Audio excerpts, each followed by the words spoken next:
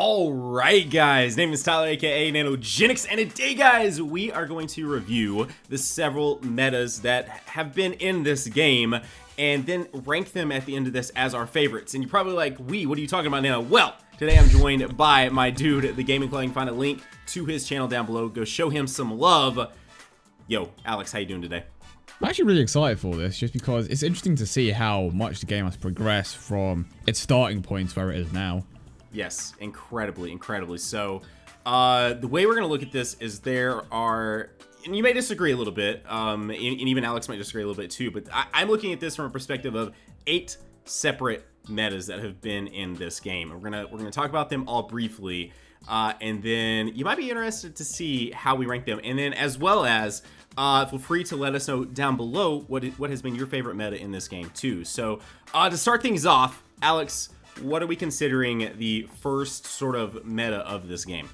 But the first meta really was just like the whole pre-god stuff where you just have like the most random leads. You know, you have units like First Form SR Freezer, easily one of the best leads in the game at the time, and all he did was give a 25% attack increase to all types. That doesn't seem like much in today's meta, but back then that was like something that was, you know, super high.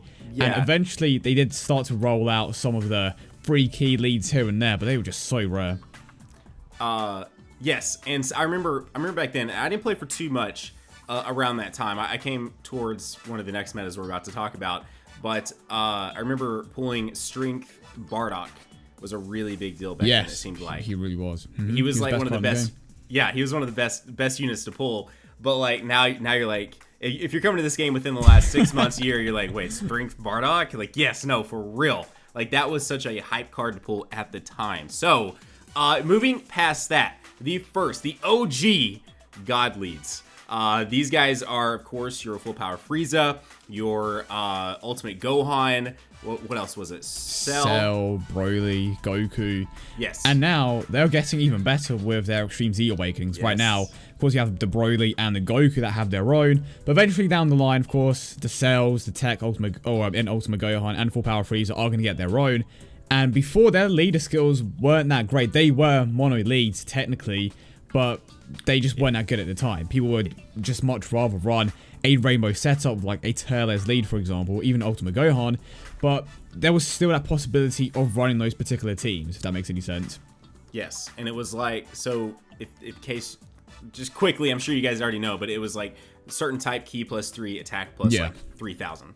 And yes, that was actually a meta for a solid minute. And then moving past that, Alex, what was the next meta if we were gonna move past those guys right there? It's just like one of the, I want to say it's one of the most unfair metas, because if you didn't have this particular setup, you just couldn't get anywhere. Because I remember taking on the Super Saiyan 3 Goku event, and that event was like near impossible, because even if you lost, you couldn't continue it because it wouldn't let you use Dragon Stones. You just straight up lose.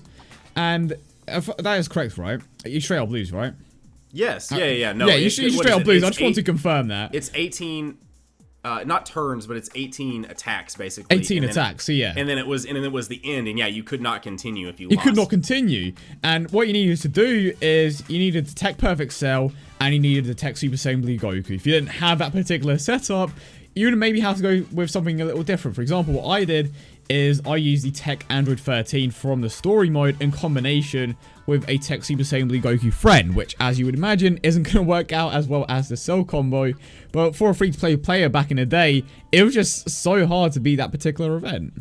Yes, it was. So nuking was basically the third meta after that, and that one was very short-lived. Yeah, that was a very short-lived meta because, and this is the only meta, this is the only one that is like one single character that has had his entire meta. And I actually, well, I don't want to spoil too much, but I enjoyed this meta quite a bit as far as my ranking goes. But our dude, Super Gogeta. Having his own 1-year anniversary, he was his own meta. If you played during this time, like 90% of your friends list and guest list was literally filled with Super Gogeta, because he was the first one that felt like a very, very broken unit. Like Howard. Yes, having the ability to ignore any sort of type disadvantage or anything like that, and he just did bukus of damage. That was in the days when, like, if you had 50 or 60,000 health, you were like balling. Like you felt good about having like, that much health. Exactly, because it was so rare.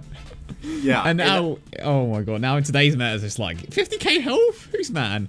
Yeah, no, you wouldn't get anywhere with 50k health these days. You literally wouldn't. You would get one shot with like literally any current event, no question, because you also wouldn't have the buff for your defense and stuff like that. You just literally have just a raw 50,000 health and a raw defense. Maybe actually, you know what? It may not even be possible if you're running standard units to even have that low of health because of the orb system being implemented. Yeah, you know that? You're right. I didn't even think about that. So, now then, past Super Gogeta, what was the next meta after that? Okay, I was about to spoil something, but you know what, never mind. The 70% leads and the demigods. By far, the biggest change when it came to the meta, and it honestly influenced the point that we are at now. And it was just such an exciting thing because we have never seen a Super Vegito before in the game. We had a Broly before, but he was a massive improvement from the previous one. And he just kept shooting out so many unique units. He had a Super Saiyan 3 Gotenks. He was essentially a glass cannon. Because back in the day, I'm saying back in the day like I'm like 20 years old, but you get what I'm saying. Back in the day, when they released these particular units, they all had different things about them. Super Saiyan 3 Gotenks, he was the hardest hitter out of all of them, just naturally. He had Omega Shenron, that was the most balanced one overall when it came to like the damage reduction, damage output and such. I mean, you could argue that Super Vegito was the most complete unit, of course, but Omega Shenron had the capability to do a lot of good things. And then, of course, you had the Buhan as well, who initially a lot of people didn't. I loved the Buhan. He was like, I loved Buhan, man. Before he was released, though, like, damn, people were legit slaughtering this man. I was like, you know, let's give him a chance. And once he came out, people realized, oh wait, this guy is legit the only unit that can even match up to Vegito, and it was nice to see that. I mean, unfortunately, you know, nowadays he isn't that great. Yeah, but he's fallen off hard. Like probably. And I expect to see a new one at some point. Yeah, but we'll totally see a new one at some point, I think. At the time, they all did their own things, you know, extremely well. So moving past that, and this one kind of coexisted with the 70%, because 70% were still some of the best things you could run, but heroes and villains, one of my favorite times in this game. Man. Yes, dude. The introduction of Vegito Blue and Rose, especially since this is one of the few releases that they've done in this game that have somewhat coincided with what was happening in Super. Like, that episode aired, and like the next week we had Rose, the episode with Vegito Blue aired, and like the next week or two, we had these guys in JP Dokkan, and that was just such a cool thing, and the meta was so much fun. Again, I don't want to spoil too much as we near the end of this video talking about it, but I think you can kind of tell. Anyway, so moving past heroes and villains, because we're gonna revisit that, as you would probably assume. Alex, what was the next meta? The 120% leads. The longest running meta up until the one that we're currently in, probably. I feel like, yeah, the 120% meta, in my eyes, is like one of the most polarizing metas in the game. And it's just because all of the units that they were like, so here's the thing. It started off with Super Saiyan 4 Goku and Vegeta, and it's like, okay, it's cool. You know, it's new. We've never seen these guys before. And they were, you know, extremely powerful. But then it's like, Cooler came out, and it's like, okay, that's cool. He's very good. He's probably extremely underrated just because he's a villain, and you know that's just the way things go from time to time. Incredibly underrated, yeah. And it's kind of like you start to notice a pattern. For me, anyway, they are just the same. They all seem to be the same kind of unit, which was drastically different from the 70% meta because they were all unique in their own way.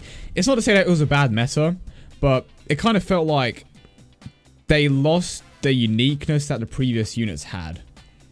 Yeah, I can kind of agree with that. And I feel like it was probably because we literally doubled the amount of leads, right? We went from having 5 that, you know, you had 70% for AGL, and that was for Extreme and Super, and then they decided, hey, we're going to double this up. You're going to have 1 for Super and 1 for Extreme. So that sort of probably left them...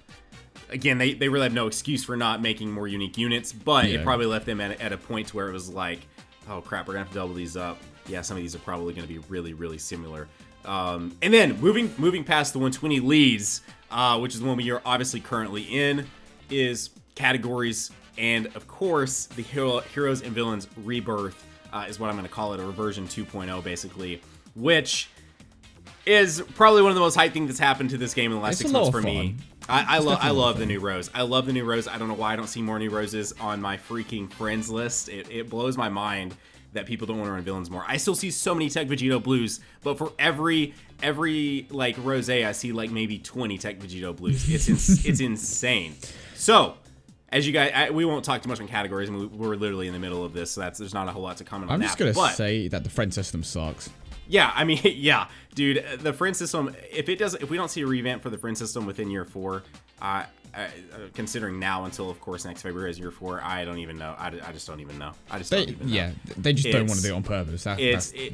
Yeah. So now then, I'm gonna go first, and then I'll actually, you know what? You go first. Rank. Let's go first.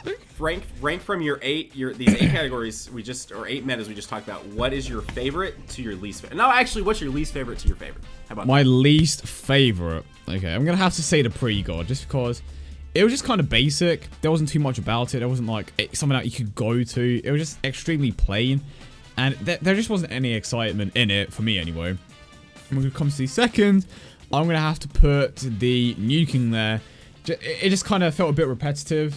You know, you just had to, get the lead, grab the yours, and then nuke. And it was just like, that's it, game over. You would rely on one unit alone.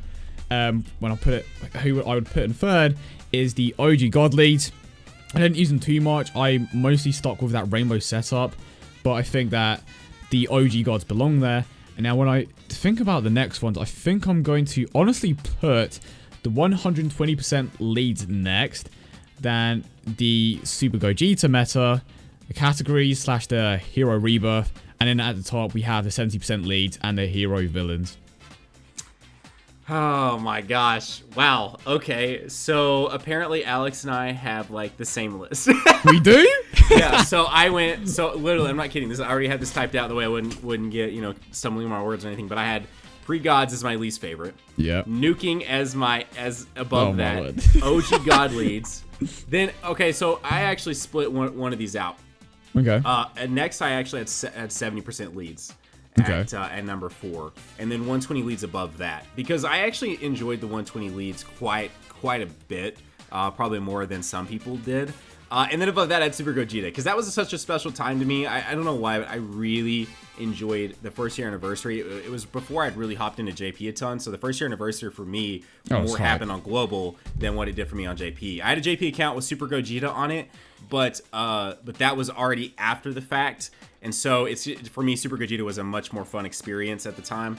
And then above that is categories. I as you guys know, if you guys watch any of my videos at all, you guys know how much I talk about categories. I love the category system. I think it's absolutely fantastic. I think it is the smartest way. Great addition to the game. Yeah, since that we already were in a percentage-based game where everything was coming out as a percentage lead, I feel like the categories is the most creative way for them to continue and build upon that. And then number 1 for me, which is pretty much the same as him, is Heroes and Villains, and that's version 1 or version 2, either way, because something about them coming back a few months ago kind of sort of sparked that specialness that I felt whenever they released over a year ago, because I loved Rose and Vegito Blue. So looking beyond all this right now, which by the way, don't forget, let us know down below what your guys' ranking is, or you can just let us know your favorite one or your least favorite one. It doesn't matter to me. Go wild with it down below there. But looking beyond this, my honest opinion on this, just really briefly here, is that we're just going to see categories for the next year. They can be so minute with it, where it's like not many units fit into a category, and they can be so broad with it, like Majin Buu Saga or something like that, to a point to where I just see them using categories for the next foreseeable future. What do you think, Alex? I definitely agree with that, because we just like jumped into it, and there are just so many possibilities for future categories. I don't see them dropping it. Like, a massive surprise to me was that they dropped a Ginyu Force category. Yes.